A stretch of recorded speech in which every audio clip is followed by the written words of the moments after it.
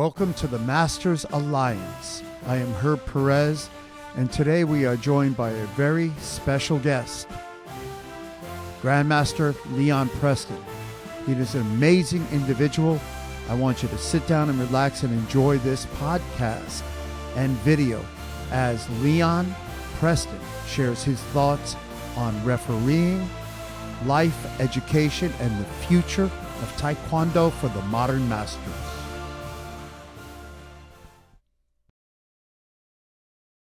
I want to welcome Grandmaster Master Leon Preston. Welcome to the podcast, sir. Thank you, sir. Welcome to you, too. Well, I know we want to get started. We got a lot of things that we're talking about and a lot of things that we're doing. But I want to ask you a few questions. I mean, we're going to take this to a different place. We're talking about a different model for development in Taekwondo that goes beyond just what we consider to be good education. So how do you integrate the philosophy of Taekwondo into your teaching and emphasizing components like discipline, respect, perseverance, and self-control? Could you share some examples of how you would integrate that into your personal teaching method? Yeah, sure. The way I have evolved my teaching method and teaching style is it's been a long journey, really. And that journey started back when I was a young kid. You know, in my day, the only big-time sports that kids played, and we played every one of them all day long, it seems like, was basketball, baseball, track, and football. And I didn't know anything about Taekwondo really when I was a young kid because it just wasn't well known then. Now, you got to remember, I'm way older than you, so I'm talking way back in the when I started Taekwondo, it was probably back in the mid '60s, man.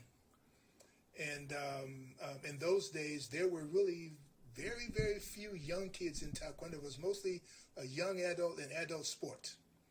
And also, the word Taekwondo was something that was rarely heard when I started Taekwondo class. It was called Korean karate. And it was all basically ITF back in those days. And all of the instructors I shouldn't say all, many of the instructors back in those days were not fluent in the English language. And so the way we learned Taekwondo was watch me, follow me, do what I do. Very little explanation, just do what I do. And so we didn't really learn. I mean, we learned the kicks, we learned the punches, we learned all those kind of things. But the philosophy behind what we were doing and how it might apply to our life every day in our decision making wasn't there. Of course, we heard words like, oh yeah, courtesy.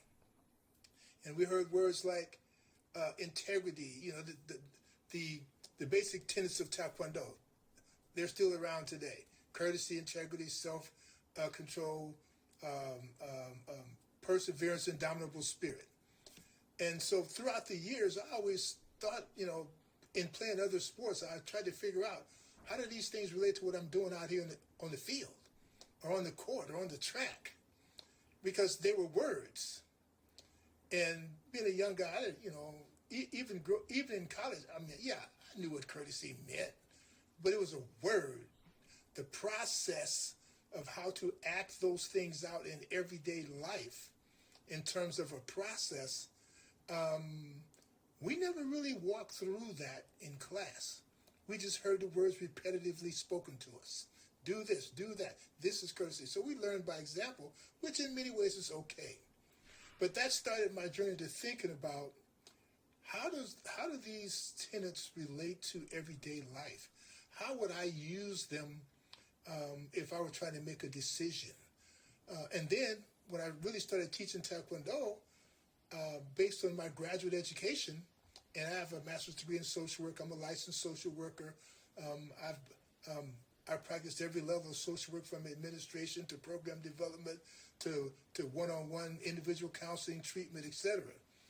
But I always came back to the point when I was teaching and got primarily into teaching kids was it's about messaging. And so I'm going to get to your point a little more clearly right now. Anyone who's ever worked with kids know that you can talk 1,000 words to them, but you've got to figure out how to message to them the meaning of what you're saying so that they can understand in their worldview, in their life, what that means to them. And so one of the biggies for me was taking my graduate education, really, and trying to apply that to teaching Taekwondo. I really thought a lot about things like teaching what commitment, how does commitment look? When you're committed to something, what are you doing? How does hard work look? What does that mean to you in everyday life? If you're working hard, what does that look like? What does it feel like? Or what might it feel like to you? Things like effort. What is that? How do you know when you're putting in effort? And how does it apply to the decisions that you have to make in everyday life? Things like, of course, perseverance is one that transfers over, I think, pretty easily. Keep going, try hard, but really perseverance is all about hard work and effort too. And the most important one to me is helping young people understand the concept and the notion of being resilient, right? We live in a world, they live in a world where they're going to be judged. They're judged every day. We're judged every day in everyday life. And really to think about the issue of not if someone's judging you, because that's going to happen. We don't value that really. And the question is, how do we? So all I'm saying here, Herb, is that that's what I teach in my classes. I have the Taekwondo attendance up there on the wall and all of that, but the real teaching, the real learning, is about the things I just mentioned: hard work, effort, commitment, and resilience. And those are the kind of social, emotional life skills that I emphasize in every motion, everything I speak in class. Well, that's why I wanted to ask you those questions, because I know that you're among a group of rare people, and we've had a few of them on this podcast, who have transcended what we learned in the old school styles of Taekwondo. And as a result of that, what we were able to accomplish in the sport itself. Then we took that and we went into different arenas, and you're certainly a great example of someone who went into the educational arena and then the professional arena and transcended those as well, but more importantly, found a way to connect your academic self with your physical or sports self. Towards that end, what teaching methods do you find effective with Taekwondo learners? And do you use a particular education model or a blend approach? Wow, that's a deep question, man. Let me try to offer some thoughts on that by saying this. I believe in the concept of lifelong learning, and I talk with my students about that and try to demonstrate with them what learning on a continual basis looks like as you evolve every day. So that's one concrete methodology. Another is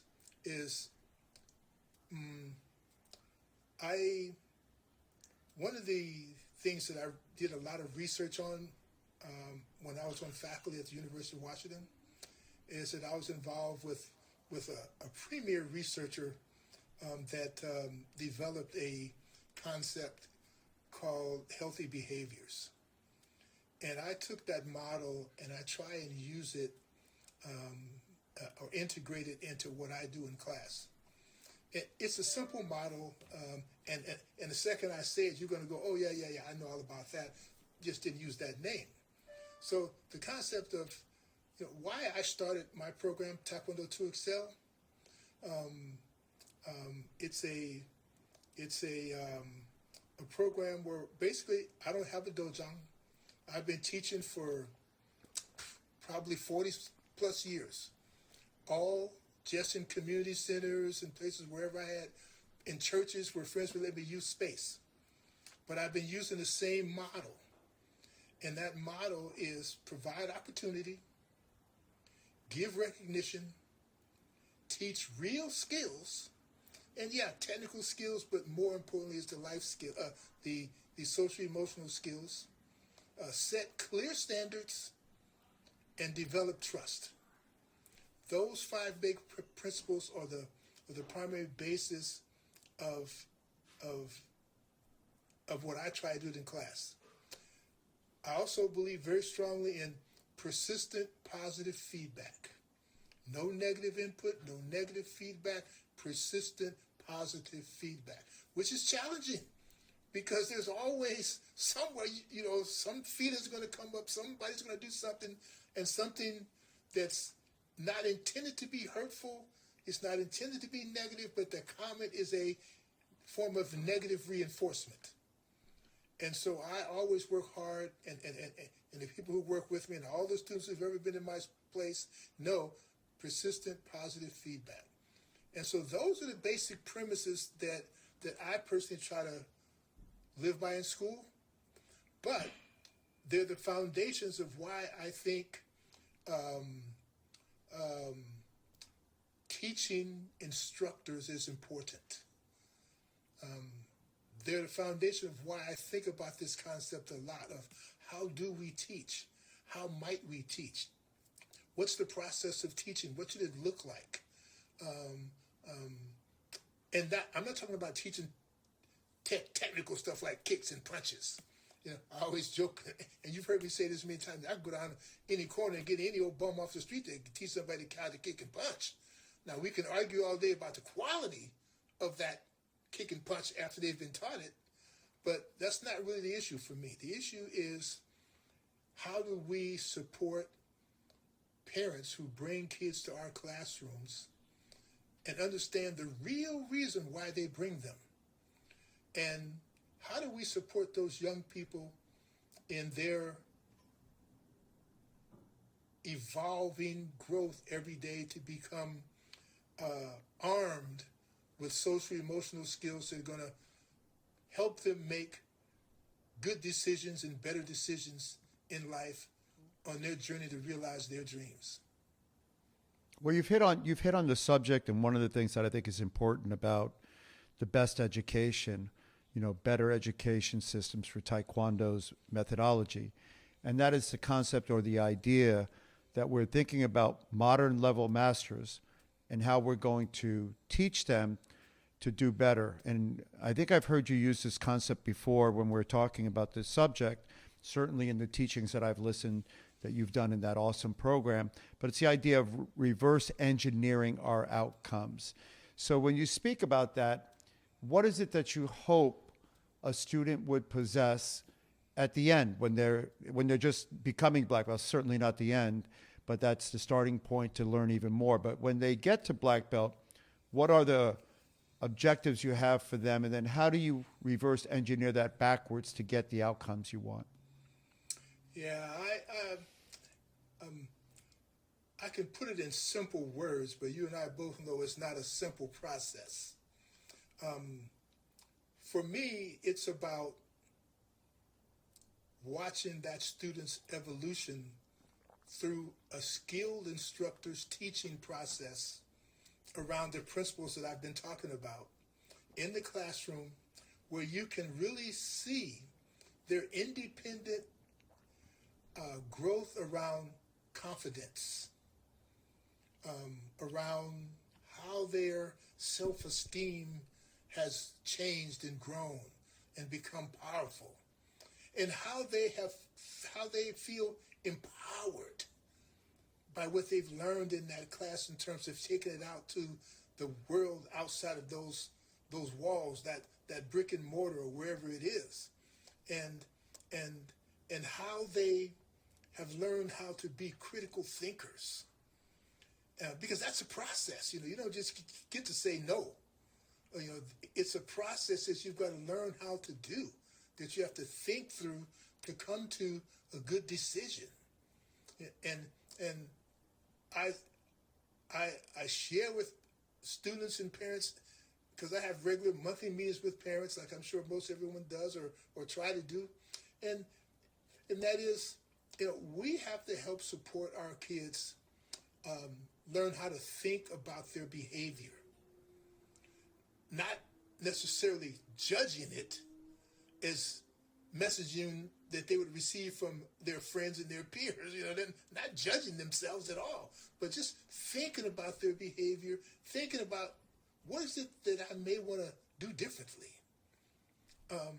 And if I can think about what I might do differently, how can I change that?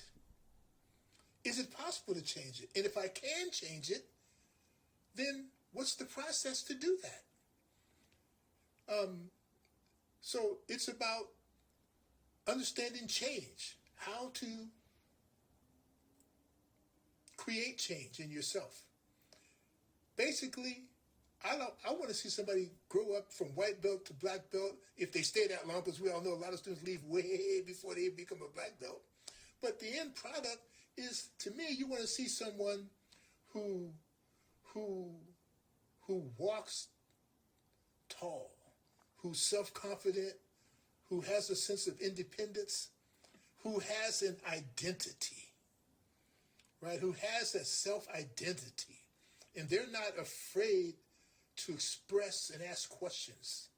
They're not afraid to make mistakes because they see those mistakes as their allies, their friends, as their teachers, They learn from that. And when they fall, it's okay because they're falling forward all the time. They're falling forward. And so for me, that's the end product that we as instructors or we as educators want to see in our students. Are those kinds of human beings who are going to change the world. So I couldn't agree more, and I like the idea of how you're approaching it. What do you think some of the biggest challenges you've had trying to teach the original or foundational Taekwondo ideals with the modern students, the students that are coming into the school now? Because they certainly are different than the type of students that came into the world in the 60s and 70s, and the reasons and who brought them in, actually. So is there a difference in the nature of the student, and does that necessitate a different methodology?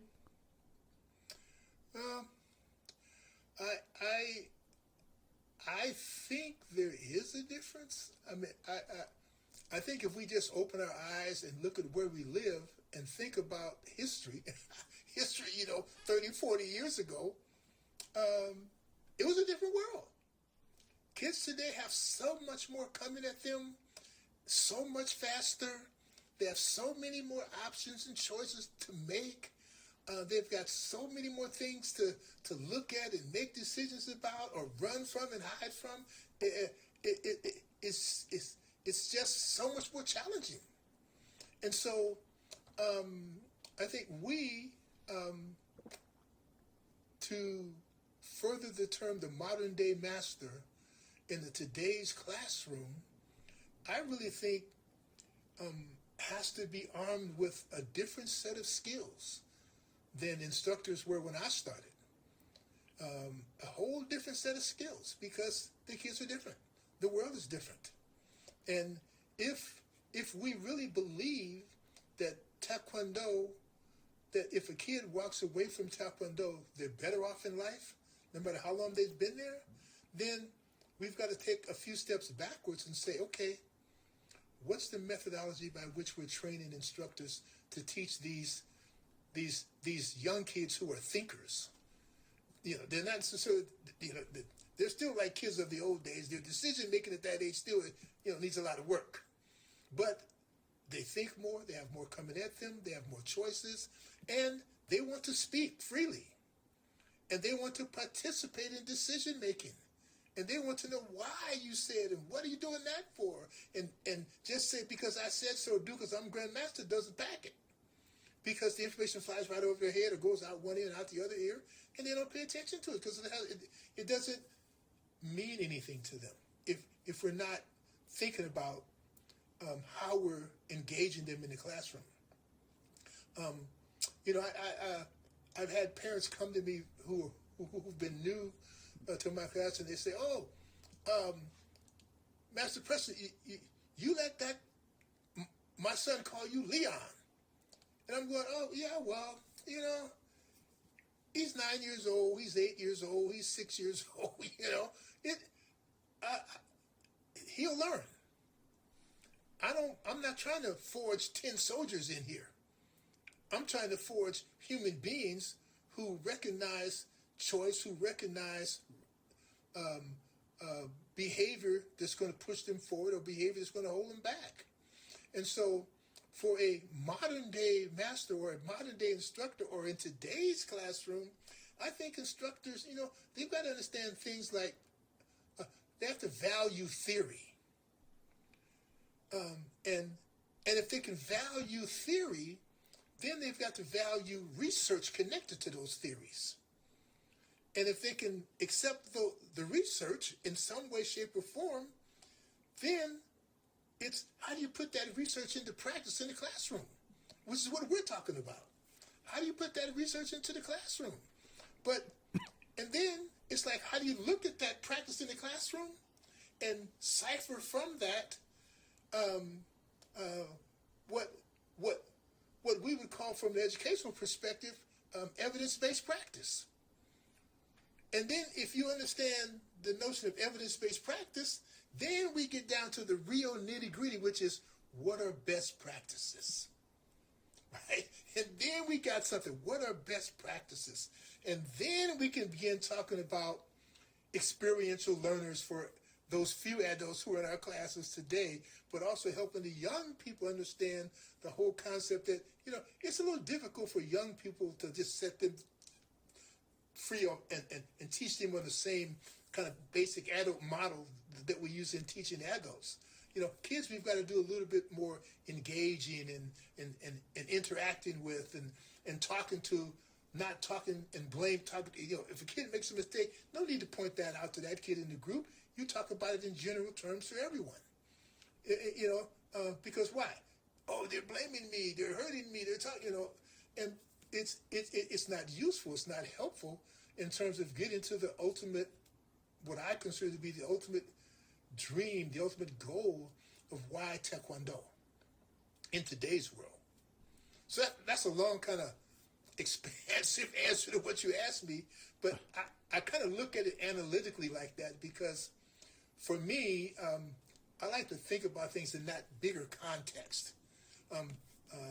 And I like to ask students to think about things in a bigger context. You know, so if you make a decision, okay, let's talk about that. You know, why? How's it good? How's it bad? How's it hurt you? What does it mean for the other students in class? What does it mean for when you go home? Blah, blah, blah. So they begin to think about their behavior. They begin to think about their technique. Oh, you did a front kick. Oh, you know what? That kick was amazing. Well, yeah, I can message that way. And it was amazing. And it's a good message. It's a feel-good message. But am I really teaching them a certain value? Teaching values in our classes, what we do. We don't call it that, but it's what we do. You know, hard work is a value. Effort is a value. So I could say, and I think we've talked about this before, yeah, amazing kick. But I want to message something more than, yeah, I want you to feel good, but I want you to understand that, hey, I can see you put in hard work. Your kick is looking 1,000 times better. Keep up the hard work. And by the way, pivot your hip, just whatever their comment may be, all within 15 seconds. The value is so much greater, and the message is so much more powerful, but it stems from that expansive view of understanding a different methodology, a different way of teaching than the way I came up, the way I learned. Well, I think that's one of the things that I've always respected and understood about you. When you have spoken, I've watched you speak to the referee group. I've watched you speak to the people who led our sport at the WTF level when we were working together on those committees, and you were steadfast in your thoughts. You were steadfast in your philosophy, but more importantly, you would try to find a way to bring people around to a place where they understood what you were trying to say and why you were trying to say it. And that's because you respect method and education. And, towards that end, I have a question I'm going to ask you about that. But over the years, what lessons have you learned in the processes of learning how to teach that you're sharing or hope to share in this new WTMU program or the Better Education Systems programs that will help instructors develop themselves to a fuller capacity? Well, yeah, that's another tough one, and it's quite deep actually. For me, some of the things that I've learned just from experience, and experience includes reading. I've been many places around the world watching Taekwondo matches, as you said, refereeing Taekwondo matches, and I watch a white belt all the way to black belt matches. And and I watch a lot of instructors, and they'll get up, they won't pay attention to white belt fights. This is a generalized statement, of course. And I'm going, for me, I'm very purposeful as to why I do that, right? I remember a long time ago, there was this karate guy. I used to go to karate matches, and get disqualified every time I showed up. But there was this guy. I at the time, I never thought he was that, that good. But that was my worldview. But the guy was one of the best, kind of point fighting karate guys out there. A heavyweight dude named Joe Louis.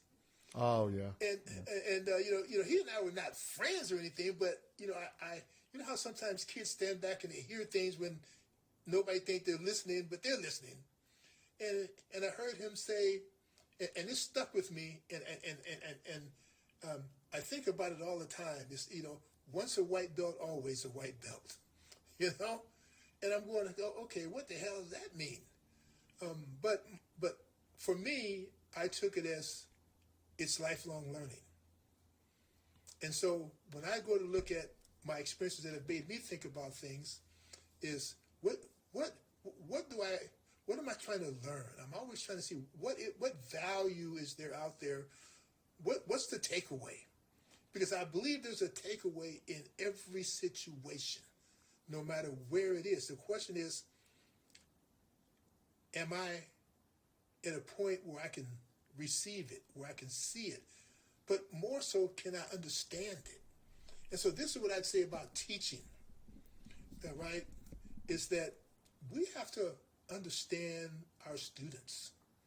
And we have to allow ourselves to be open to our students' ability to engage with us on whatever level they can, to open the door to that that process of engaging and sharing information and understanding the human connection that we have in the classroom with those young people. And for me, that's the biggest lesson that I have ever learned. And it's just simply about listening. Now, I learned this all the way through graduate school, but I'm thinking of a different level. But it's listening is not the same as hearing sometimes, right? So, because that's we've got to understand those messages from our young students before we can even begin to develop a connection with them, so that the teaching process can really start. You get those young kids out there, and if you're trying to do some agility drills or some kicking drills, and they're stumbling around and falling down, their balance is really bad. They're crying, and mommy's over there chomping at the bit to come out there to save them. It's like, where's the communication? Where's the connection that's going to support that kid staying there and getting up and continuing to move down the line, right? And that's deeper than just saying, come on, get up, you can do it. It's fine to say that, but it's deeper than that. And for me, that's the thing about being a better instructor that I think about. And better doesn't mean bad. You know, not in any way I'm saying, are you a bad instructor? But it's, can we be better? Can we do better? Can we be stronger? And I think, yeah, we all can. If we allow ourselves not to have ego, right?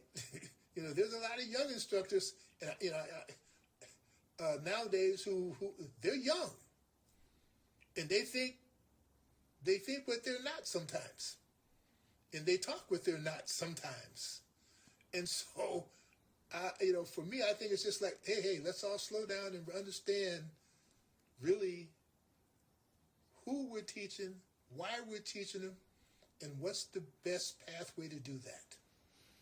And I share your feelings about Joe Louis. You know, you got to remember, I'm sure you remember that he was a student of Bruce Lee's, and so pregnant in his thought process was a lot of the Tao of Bruce Lee's way, or the Jeet Kune Do, and Buddhist philosophy, right? So you can't teach something to someone when they already know everything they need to know. It's not until they realize, you know, that they're empty that you can fill that cup, right? There's that old Buddhist adage of the guy comes in and he keeps pouring the tea and it overflows in the cup, and he's like, what are you doing? And he goes, just like you, the cup is, you're full, so you can't receive anything. And it's until you understand that you need to receive something.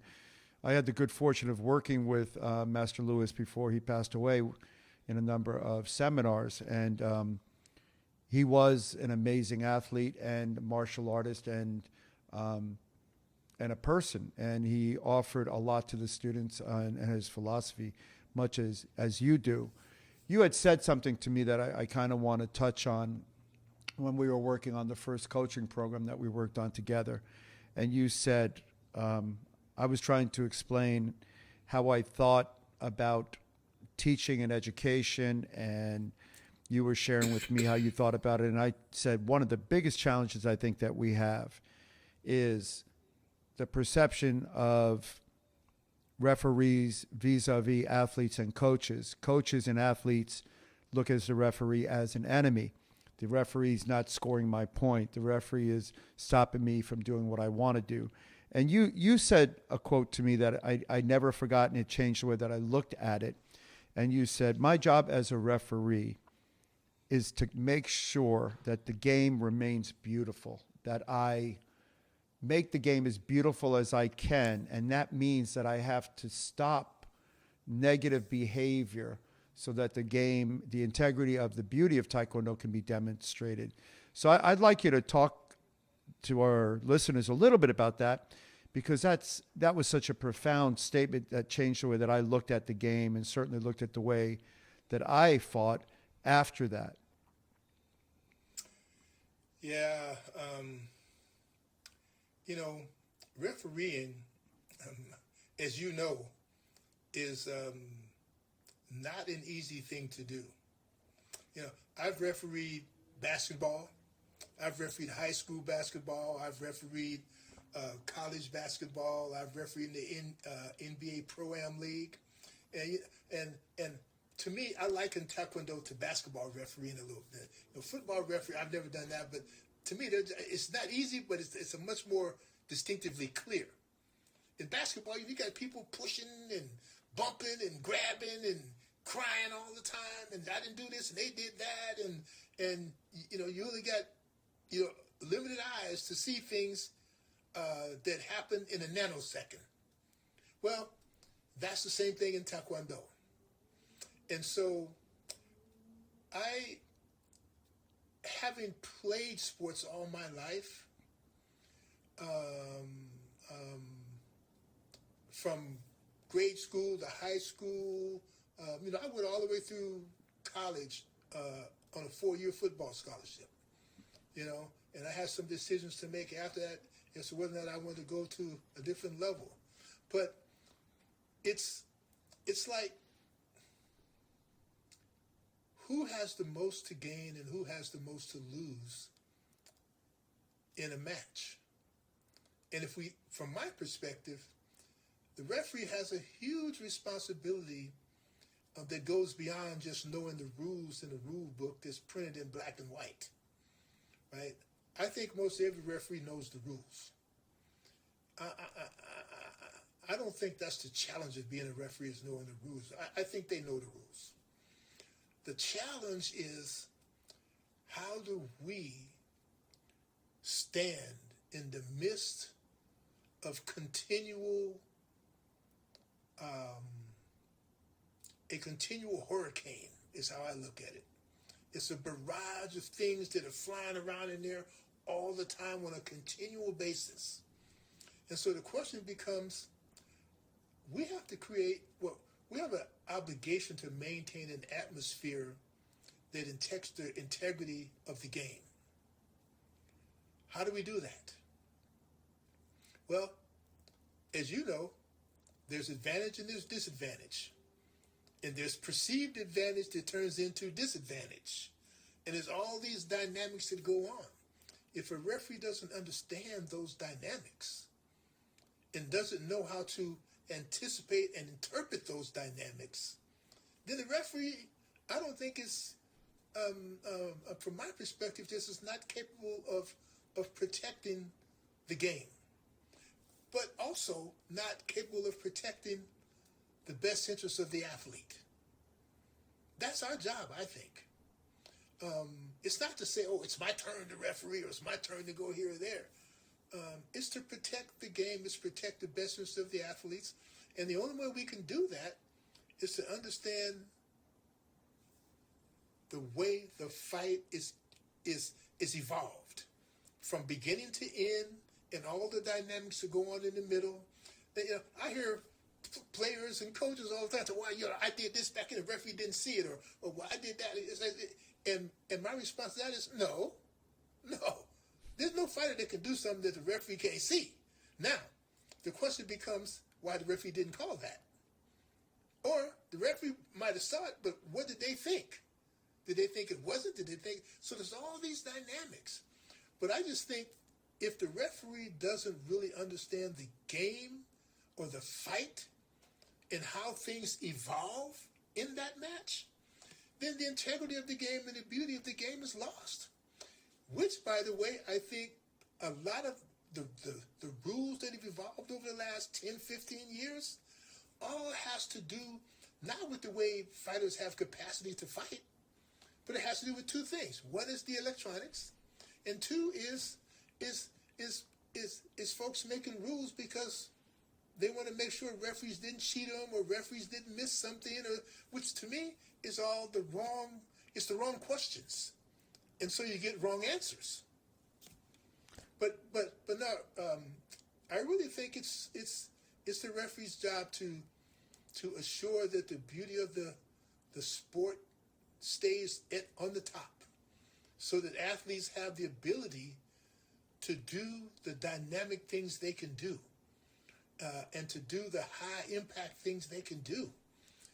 But they have to have the opportunity and not be held back by somebody who's holding them and grabbing them and doing some things they're not supposed to be doing, which some folks are going to do. So it leads me into a second thing that you said, and when we had this discussion over the years, and it'll get me to a third question that I want to ask. But the second question was, we were talking about, and we had been on the ground level when the electronic scoring was trying to be implemented, and we created and implemented the multi-tiered point system that was before and wasn't necessarily supposed to be used with electronic scoring.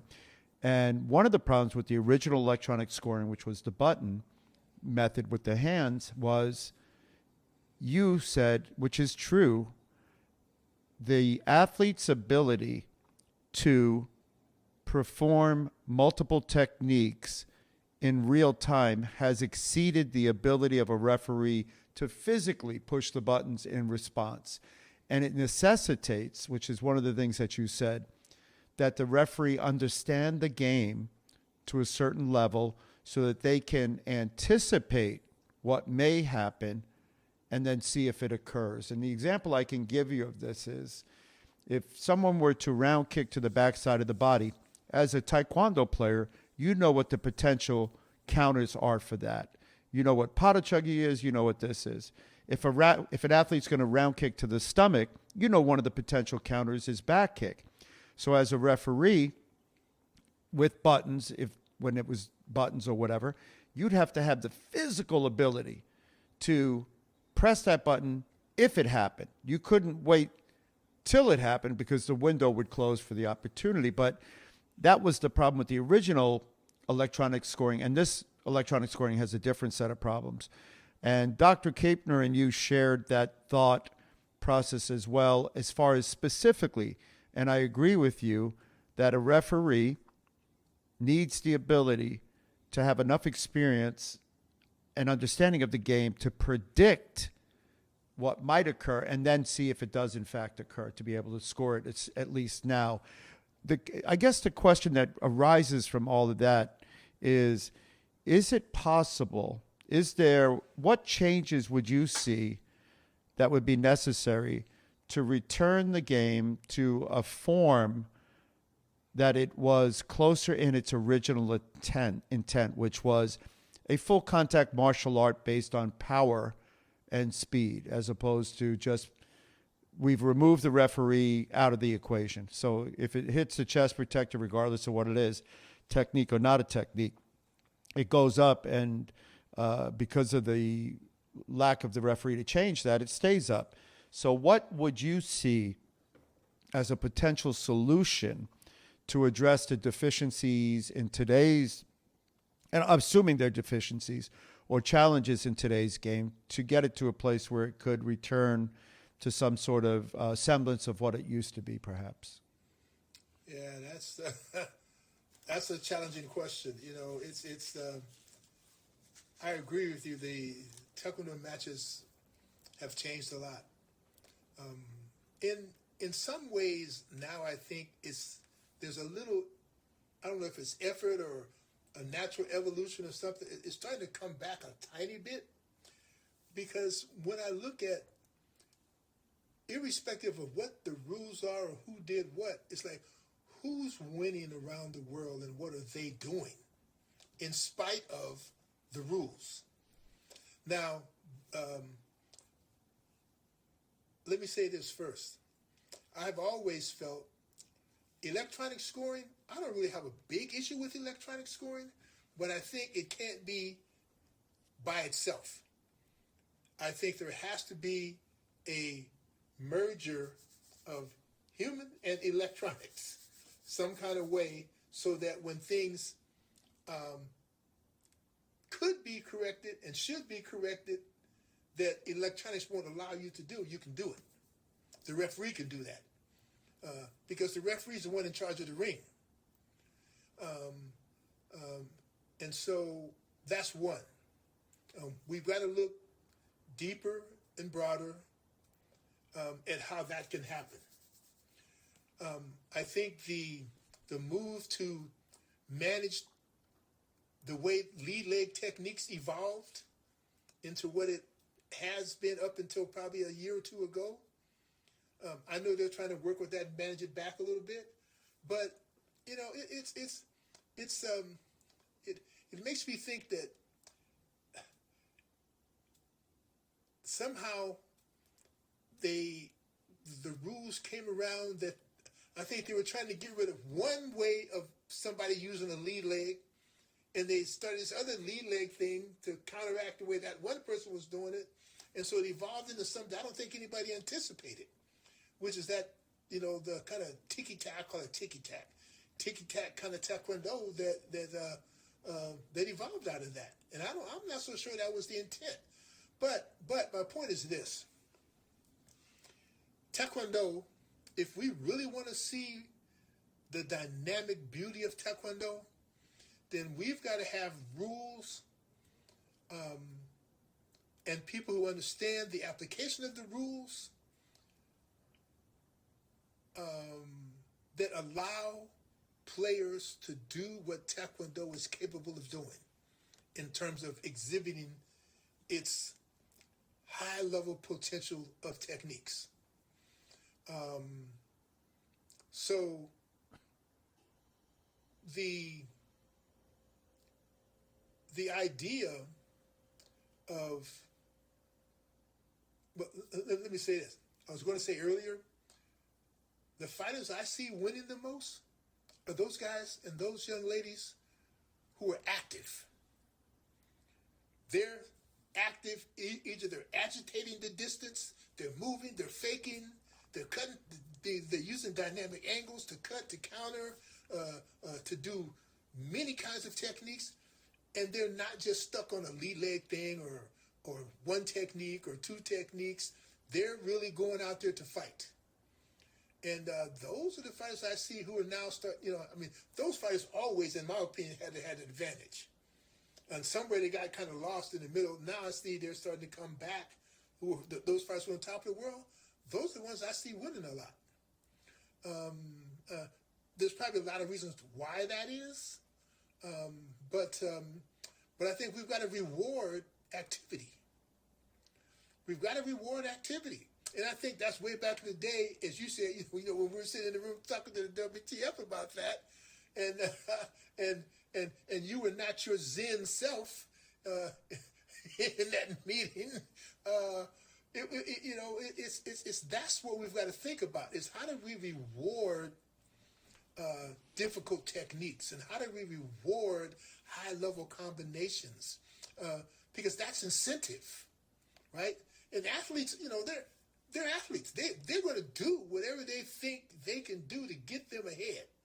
And if you say this and this and this is really going to mean that, those who are committed to the craft of fighting, they're going to find a way to put that in their repertoire. And so I think it's a combination of those kind of things that are really going to begin to boost Taekwondo up again. But at the same time, now you got to have electronic equipment that's capable of handling those kind of things, right? To your point about pushing buttons and handling that, it's not easy to see a whole bunch of stuff and push a button within 1 second. I think that's one of the reasons why the electronic stuff is good, but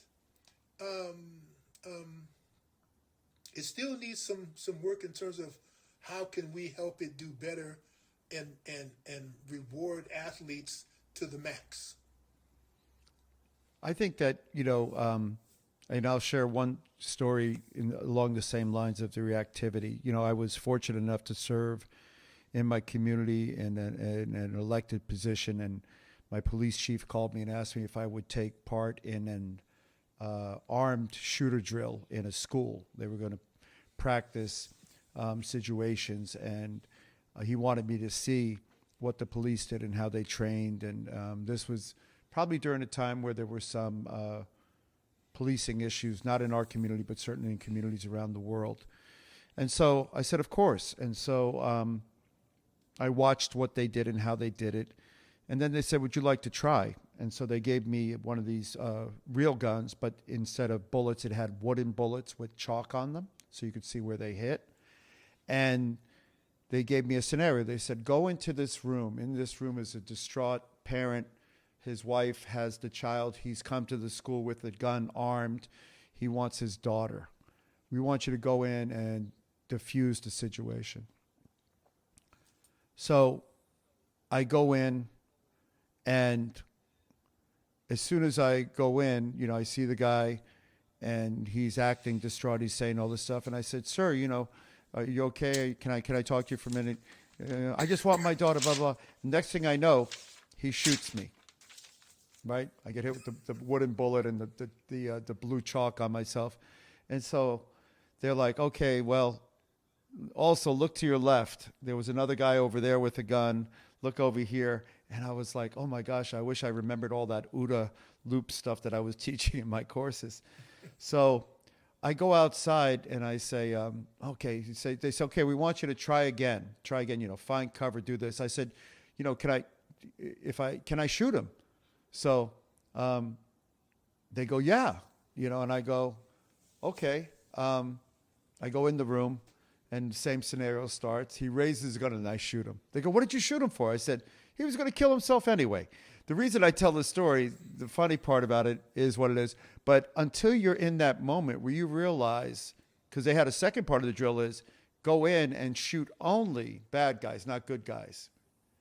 And that moment where you got to make that decision to pull the trigger to shoot a good guy or a bad guy, you have to in an instant determine that moment and whether it's accurate or not and the amount of mistakes. So I had a newfound respect for the police, obviously, and their situation. But to be honest, for referees, I don't like refereeing because I didn't even like to referee 5-year-olds because I felt bad not doing it well enough and making somebody lose as a result of it, having been on both sides of that coin. So that the idea that an individual can pay attention for 10 hours a day and get it right with an electronic thing in his hand is challenging. I was much more a fan of, I like power-based systems. So like there are electronic systems that are power-based. So much like a video game, you hit it, because the argument had always been, hey, if you hit the arm and it hits the chest, that'll score. And I'm like, if you can hit somebody's arm hard enough where it scores on the chest, that should be a point. We're supposed to be a power-based martial art. And I still believe that it would be easier to correct the refereeing issue than it would be to find an electronic chest protector that could discern that this is a technique and this is not. And I know that we've had this conversation, you, myself, and Dr. Kapner, ad infinitum, but we still have a long way to go to get back to zero. Not we, but the global we took the easy way out. We found a system that was equally unfair to everyone. And athletes, you can't blame them, right? Athletes are going to do what athletes do. Yeah. Herb, what I would say to that is, if you think about it, in that ring, or in that competition area, the person with the least amount of training time and the least amount of scenarios where they are compelled to think critically and analytically about what they see and what's going on in terms of training is the referee. Now you think about it, their referees get some training, but compared to the people they're in the ring with, and compared to the skill level of the people they're in the ring with, referee training, so you see where I'm going with this. Referee training has got to get better. It's got to get, and when I say better, I mean more. And not just reading from a book, okay? I recall when I was trying to work my way up the referee ranks in basketball. I think I started refereeing in the nowadays they call it the D League. In those days it was the Pro-Am League. We read the book, and then they say, hey, you better know the rules. Now, come on out here because we're going to run up and down this court all day refereeing games. And we're going to analyze you critically and analytically up and down and sideways. And it's feedback. And so don't get upset about it. Don't think, we're picking on you, but it's how you learn how to be in the ring or be on the court with highly skilled people, anticipate things, see things that you would not normally see. And so I say that to only say, to add to what you're saying, is that if we want to preserve the beauty of the game and protect the sport, then the education and training of referees has got to escalate 1,000,000-fold. And you're right. Nobody can sit in a chair all day long. It's ridiculous. And so when coaches say, oh, why did you sit? You missed that? Yeah. Mentally, anybody who understands human behavior and the human mind know that your attention span is going to be gone. You're going to be numb. I remember sitting in the ring at the Olympic Games, a final match of the women's heavyweight match in 2008 in Beijing, China. And I'm sitting in this chair, and it was against one of the top, I thought who were the two, not just because they were in the finals, but all, for many years, they'd been top fighters. Woman from Great Britain and a woman from China. And the whole match, they bounced and bounced and bounced. They might have thrown 2 or 3 kicks. Now, common sense would tell everybody, you're sitting there, and nothing's going on. Nothing's going on. Where's your mind going? Nothing's going on. Nothing's going on. Where's your mind going? So in the last few seconds of the third round, it was like boom, boom, boom. And it's like, you go, and the second you do that, the window's shut. You can't push anything, right? Anyway, my point is about being able to anticipate, to see things. Yes, but also you can't sit around and not have rest. You got to refresh your mind. It's kind of like a fighter. Okay, if you want to, you probably can fight 3 rounds. You think you fighting hard for 3 rounds, but you're not moving every second. You're in attack distance. You're attacking. You move out to alert distance, what I call alert distance. Yeah, you're not used to, but you move out to safety area. You're getting your rest. But referees are not getting that sitting in chairs all day long. So what? That means some organizations have got to invest money into training referees if you want a better outcome in matches, and don't make systems to take the place of referees when the problem was maybe not. But you got to look at what you're doing. You didn't train the referees at a level where they should have been trained, and so you got what you got. That's a great point. I mean, there's all this emphasis put on and driven by the national governing bodies to develop the best teams and the best athletes, and all of that happens at the expense of the countries.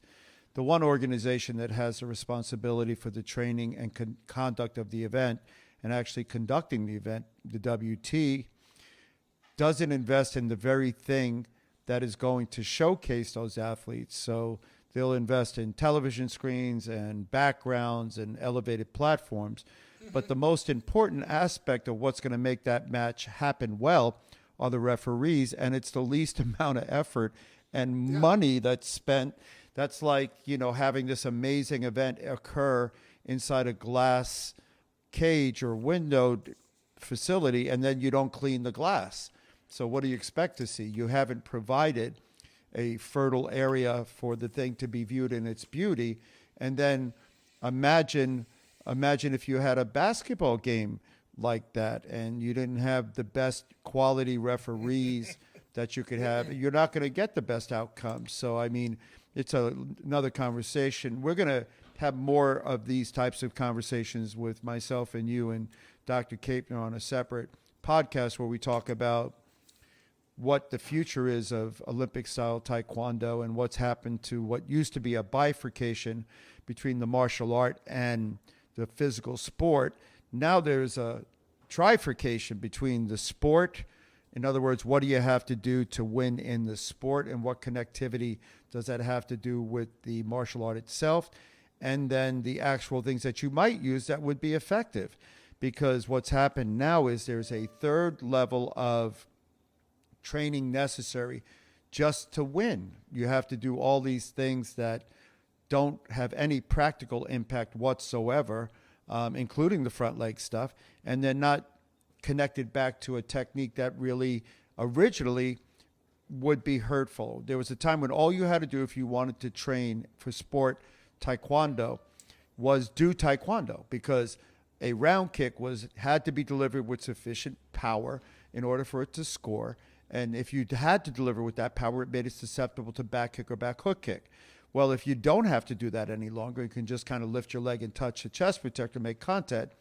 It de-elevates the need for, or the ability for, a counter to occur. So now you have what people would call the art of taekwondo and pumse and the other things that we do.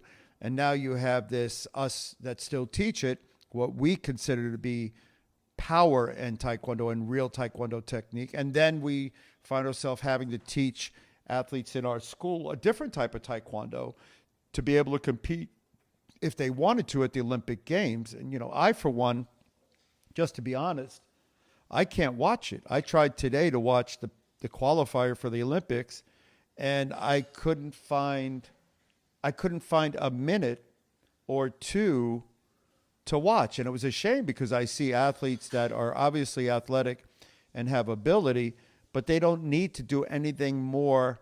They don't step any longer. They don't do counters any longer. They They pretty much push and grab, which was probably one of the worst decisions made by the WT, and it was perpetuated by Yang Jinban, and this idea that you need to push that so people won't grab. No, you just tell people not to grab and punish new grabbing. So this is why we see what we see. But that's going to be a conversation for a different day. I want to go back and finish up with what are your thoughts and hopes for this best education program that we're working on and we're rolling out? What do you see as its impact for the modern day Taekwondo master? Well, my hopes and what I think outcomes can look like is instructors in Taekwondo schools who are highly qualified to teach in that they meet certain competencies, that there's competencies related to teaching skills that they are taught, or if they know, that we make them better at it, and that they actually have the confidence to go out into a classroom and understand that there's every good reason in the world why it's good to have a 4-year-old or a 5-year-old or a 6-year-old in Taekwondo. And I know there's a lot of schools out there that they'll take them in so they babysit them and have them run around and play, and it's about collecting the dollar. Really, it's not about teaching them real Taekwondo or real skills. I'm not knocking making money, but my point is we have to understand as instructors that age group, there's certain very fundamental facts about their behavior, about their growth and development at that age that we need to know. And then we can understand why little Herbie bit little Johnny in his ear and he's 4 years old because he took his toy. So having instructors who really understand from a competency base what it really means to teach a particular skill or to teach a particular behavior process that we're talking about. How does that get introduced? How is it demonstrated? Things that you've talked about before in the idea method, and do that every single time with every single thing, every single class, so that it's clear without any doubt, any question, what the student's doing. Clear meaning clear to the student. Okay, why am I doing it? What am I doing? How do I do it? And then give them a chance to practice it. Instruct. So there's some methodology. I guess that's my point. There's some methodology to the actual teaching process that is rooted. I'm going back again. That is rooted in some theoretical research, practical base that says this is best practice when it comes to teaching and learning. And that's what's going to keep our students in the classroom too. I really believe that. Because that goes to building relationships, it goes to building trust, and it goes back to building confidence and trust from the parents and the community as to why they really put those kids in Taekwondo class in the first place. So if I had a vision of what it would look like, that's partially what it would look like. That's what instructors would be doing. And I would add, you didn't ask me about this, but I would add this way back on the front end, is that Taekwondo education in the 21st century has to really be thought with great depth and breadth right now. Because we have every manner of anybody teaching Taekwondo. And okay, I'm not going to try to judge them too hard, but the point is that Taekwondo schools, I think, in the modern world, the 21st century, with 21st century instructors, 21st century black belts, the modern day black belt, must be teaching in schools that have some competency base to them. If that's what because those kids, those families, they deserve that. And so we should have Taekwondo schools that have some kind of thing that says, yeah, this school, they're for real up in there. And here's what they've done to be real. So I couldn't agree more, and I think that one of the exciting things that people can look forward to, and I'm certainly looking forward to, I haven't been this excited about a program in quite some time, is the licensure program, and we're going to talk about that in another podcast. But we, together as a group of master instructors who have been doing this sport for quite some time, need to hold ourselves to a higher standard. We need to hold the organizations that we participate in to a higher standard. But most importantly, we need to hold our art to a higher standard. So as we move forward with this competency-based learning approach and the licensure program to bring people to a common understanding, it will become the good housekeeping seal of Taekwondo teaching. And those that participate in it, I think, will be better for the experience, whether or not they go down the licensed path or not. And I can only tell you that when I went to the WTMU event the first time around, being invited to lecture and then to participate, I was revitalized because of the 300 or 400 instructors who were there trying to learn. They wanted information. They were happy. It was nice to be surrounded by all these people who shared a common interest and love of the thing that we have all spent our lives doing, whether it's professionally or avocationally. So as we continue down this path and raise our level, I think we can continue to be the premier organization and sport and art. I'm going to have the conversation about the Olympic sport in a different breath, because that would be too easy to waste time on and not really have a great conversation about. But the art itself and what we teach and what we do with life skill development is so important that we can't just shirk our responsibility. On the other side of that, we have to continue to maintain our steadfastness as diplomats for the sport and as torchbearers for the sport that keep the light facing in the direction that it needs to. As you said before, we need to continue ourselves to be lifelong students and fall forward towards a better future for what we do. With regard to where we're headed now, I'm excited that in this next go around, we'll have an opportunity to roll this out to a handful of instructors that will be selected in the first educational group to participate and become licensed schools. And so as you're listening to this podcast, we hope that you're one of those schools that and instructors that joins us on this journey of self-exploration and growth, because all of us learn by doing and all of us learn by teaching, and you can only learn through better teaching, which is what I hope we do. But I want to thank you, Grandmaster Preston, for spending time with us today and with me and sharing your thoughts and vision. We're going to be doing a number of these, and this is just the first in the series.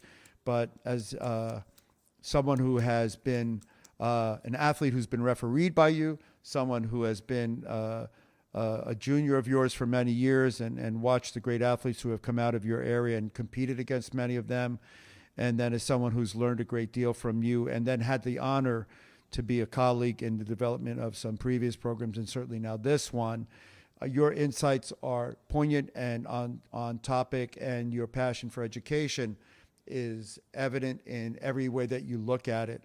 I wish I could have had your delivery method. I would have survived many more things in my life in your method of speaking. But again, on behalf of everyone who may be listening, I want to thank you for your service and thank you for participating today. Well, I thank you so much. You know, I'm truly humbled by the opportunity, and I'm blessed in so many ways to have had a life experience of meeting and working and learning from from young men like yourself and a number of others who only make me who I am. So thank you so much. On behalf of Masters Alliance, I wish you the best and look forward to hearing from you and your thoughts on this continuing series. Have a great day.